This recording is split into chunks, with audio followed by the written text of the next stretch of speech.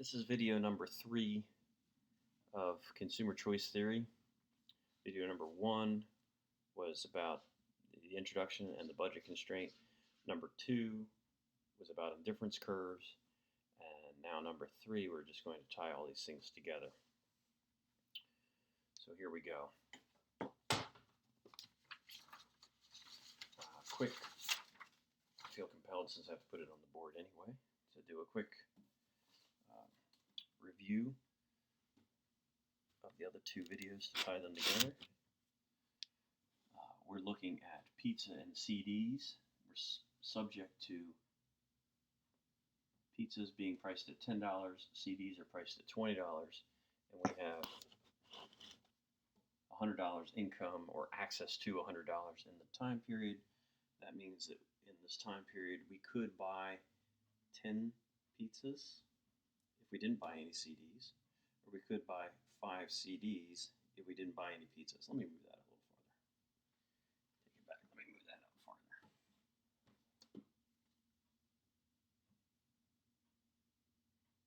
Call about here.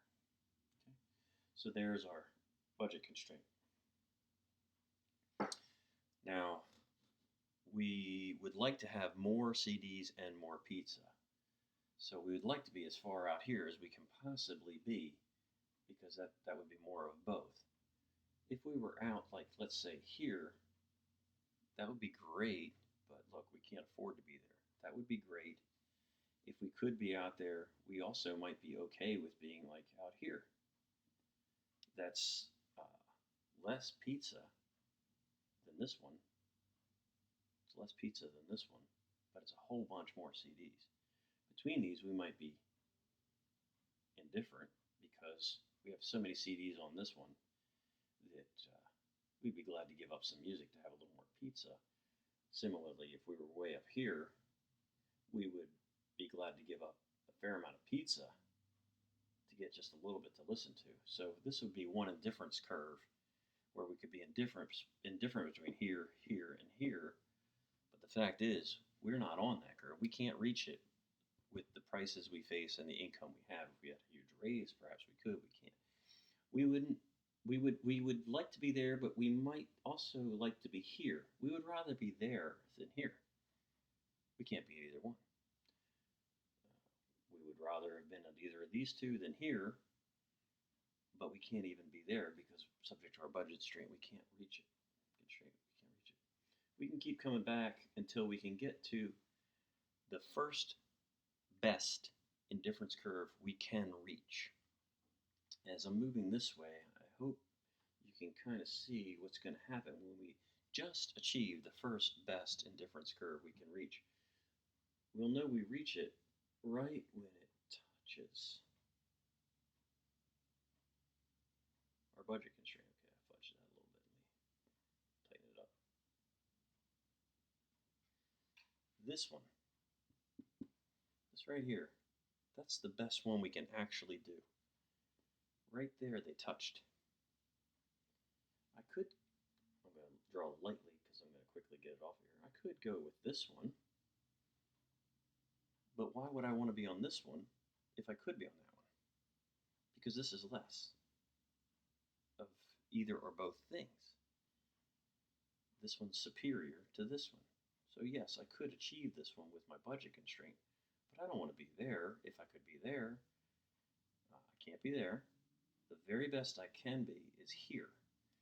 Let me get this one that's inside. Well, let me get all these extras off, actually, now that part's explained. So what I'm saying is that our model in its equilibrium, or at least at our starting point, shows us what is called this consumer's optimal consumption bundle. And it's right there. It's this many pizzas, which looks like about, for argument's sake, let's call that 6.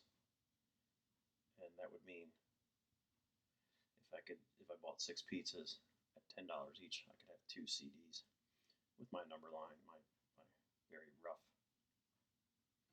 scale here. That looks about right. So that's my optimal consumption bundle. 6 pizzas and 2 CDs. Given the psychology of this consumer, which is what the indifference curve is reflecting, the marginal rate of substitution between the two of them, and the budget constraint. If the consumer gets a raise, well, we already did this with the budget constraint. That moves this thing out. The budget constraint moves out. Is the person going to stay on the same indifference curve? No. They're going to move out. But now they can move out to a higher indifference curve that will be more of both.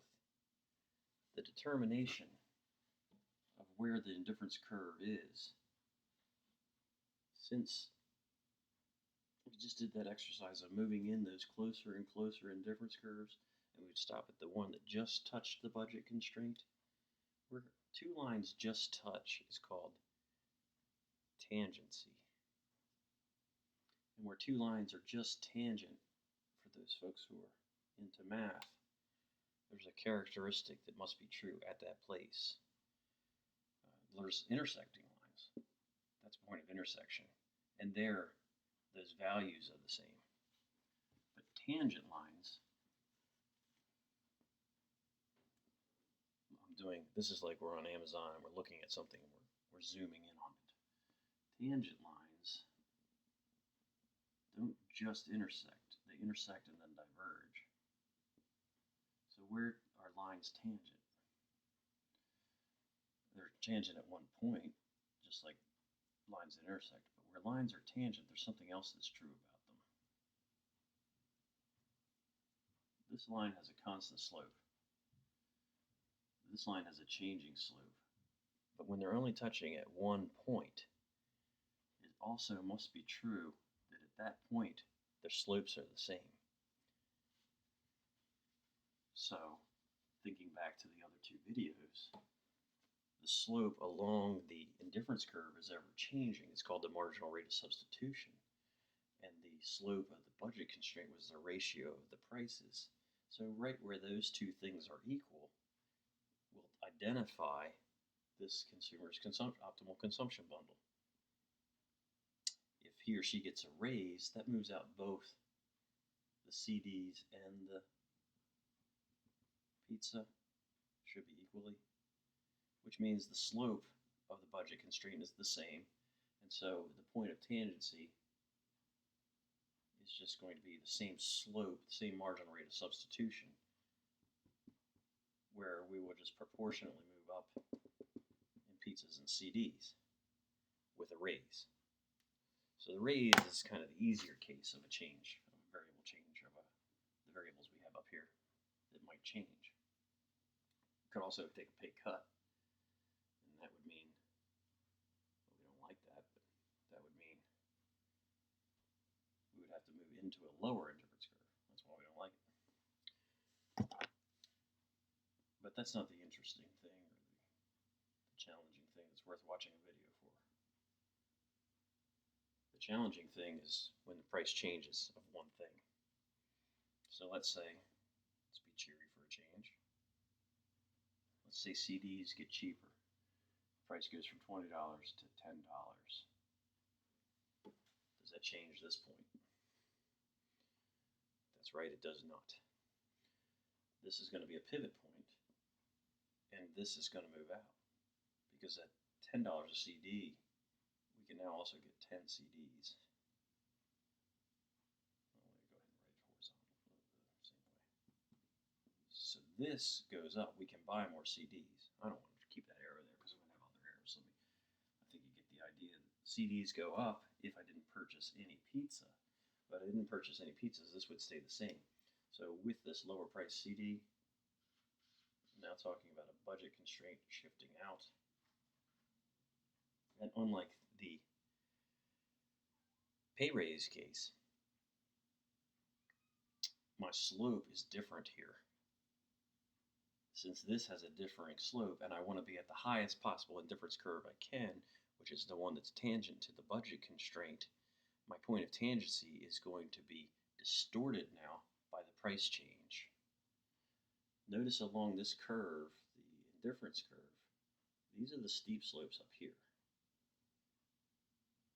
These are the flat slopes down here. what we're doing is circling back to the very beginning where we had two effects that determine our behavior as consumers. We had let me figure a good place to put these, the income effect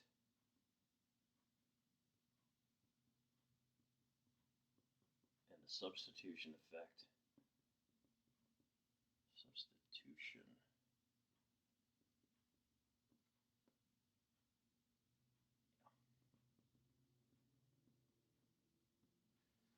I'd like to start things or think of things with the first letter of a word. Substitution starts with an S. Another thing that starts with an S is the word same.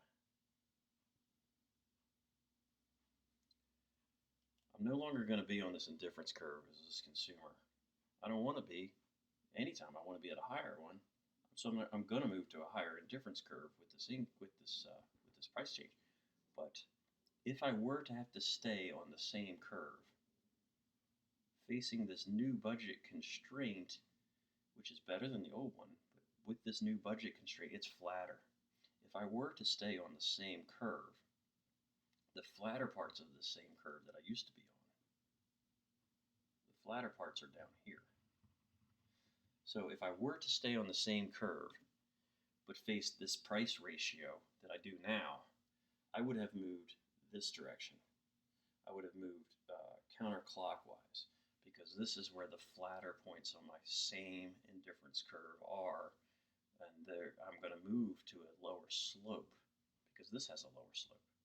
So my substitution effect is this direction.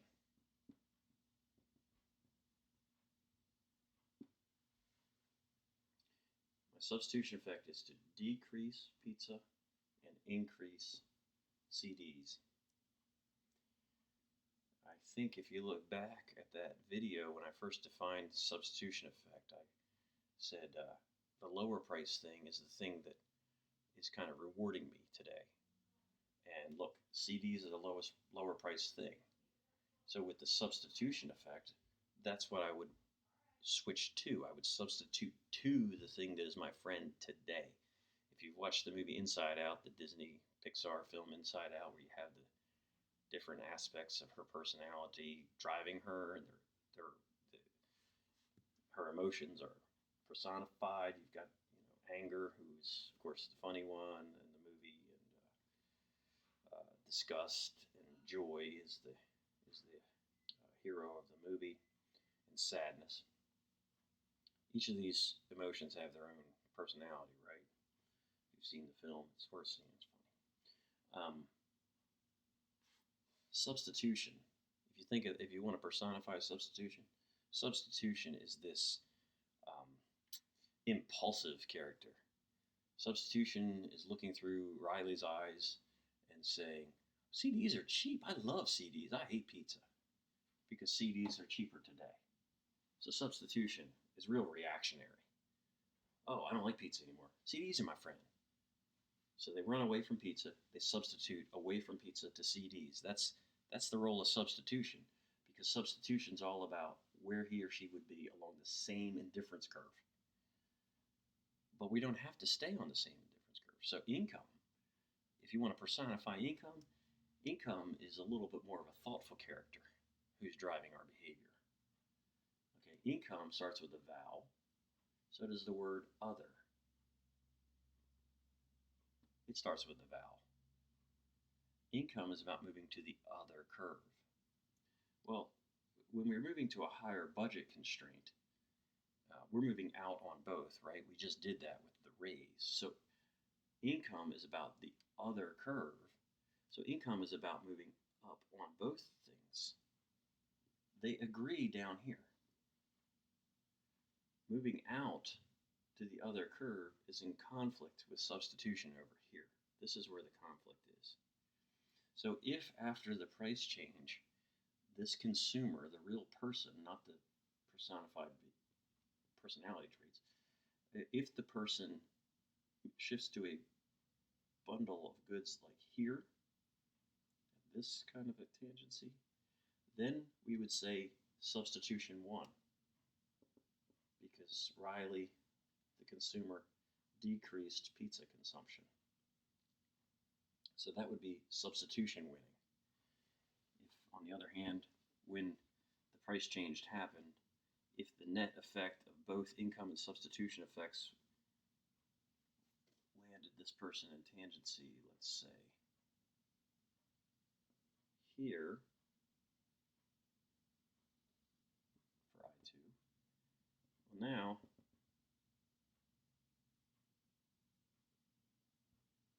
pizza consumption has actually gone up a little. In both cases, CD consumption went up. It's just a question of how much it went up and what happened to the other thing. This one, income's winning.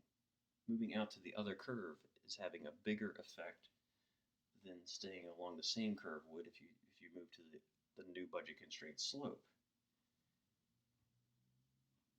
Go back to what I said in the first video about gas prices. If gas gets cheaper, you might buy more of other things. You might buy more gas, but you might use the savings on gas to buy other things. That's like having more income. It's because in these maps that are going on in our minds, your personality characteristic of moving to the other curve is stronger than the willy-nilly substitution effect that says, gas is cheaper, gas is my friend. Drive more, punish everybody else. That would be impulsive. That would be driving around like a silly person just because gas is cheaper. So if we were to make a movie about this, which maybe we should think about doing that because I can tell it's clearly very funny. If we were to make a movie about this, that would be how this character would behave. Silly also starts with S. Just an observation. Notice now, I would like to say, if we were in person, I'd say, are there any questions about that? Because I'm going to move on a little stutter step. I'm going to use what we have here to do the next step. At this point, what we just examined was price 1 and price 2. That's a 2. We have two prices there of CDs. We also have two quantities of CDs. I started with 2 and I moved to, I don't know, 3. Let's say we're there at 3. So we have two prices of CDs. We have quantity 1 and quantity 2 of CDs. We have this outcome where we have different quantities of CDs with different prices of CDs. Have I expressed enough that we have two prices and two quantities of CDs? We have price 20, 10. Quantity 2 and 3. That is a snippet of something that we looked at a couple times and do try to draw in class as little as possible because it's so boring. But here it's not too bad because there's only 2 of them. This is a demand schedule right here. This is just a small snippet of a demand schedule. And there's 20 and 10. And sure enough, look what happens to the CDs. At a price of $20, the consumer was willing to buy 2 CDs. At a price of $10, the consumer is willing to buy 3 CDs. Lower price, higher quantity. One segment of the illustration of the law of demand, a demand curve.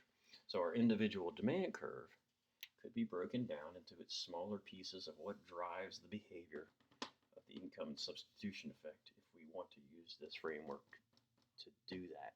You won't find something that ties together so neatly and with so many moving parts that actually all mesh together. You will not find that in your sociology class. Absolutely not. You cannot discuss Weber and link it back to Freud with some computation along the way. You just can't beat this. You sure can't beat it with sociology. And that's about all I have to say about that.